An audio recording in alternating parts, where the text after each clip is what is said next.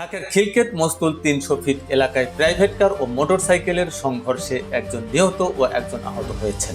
২০ June রাত ৮:৩০ পূর্বাচল থেকে আসা একটি দ্রুতগামী প্রাইভেট কার একটি মোটরসাইকেলকে পেছন থেকে ধাক্কা দিলে মোটরসাইকেলটি নিয়ন্ত্রণ হারিয়ে রাস্তার পাশে দাঁড়িয়ে থাকা মেরামতকৃত ট্রাকের পেছনে ধাক্কা খায়। এতে ঘটনাস্থলেই এক যুবক নিহত হন এবং অপরজনকে আহত অবস্থায় হাসপাতালে নেওয়া হয়। প্রত্যক্ষদর্শীরা জানান, পূর্বাচল উপশহর থেকে বিশ্ব রোডের দিকে যাচ্ছিল মোটরসাইকেলটি।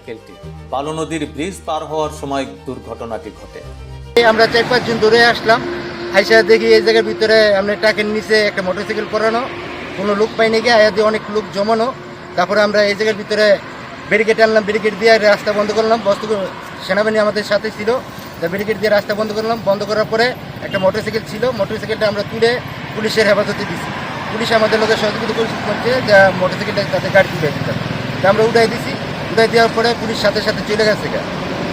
আমি ওই জায়গায় দাঁড়ানো ছিলাম, পরে দেখলাম মোটরসাইকেল দুইটা আইতেছে এক সমানে। তো প্রাইভেটটা আইতেছে ডান সাইডে, আয়া এনতে বাজাই দিছে মতন মোটরসাইকেলটা বাড়ি খেয়ে গিয়ে ট্রাকের তলে হান্দাইল। কোন সাইডেতে মোটরসাইকেলটা কোন সাইডে? মোটরসাইকেলটা আছিল বাম সাইডে, বাম সাইডে। আর ডাইটা আছিল প্রাইভেটটা আছিল ডান সাইডে।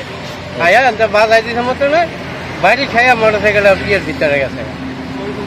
দুইজন ছিল, হ্যাঁ একজন মারা গেছে। আমি চাইতে দিয়ে যে হেরা অটো তুলে লাগছে, পরে আবার আমি নয় যে তারপর হেমুর তার একজন অটো তুলে গেল।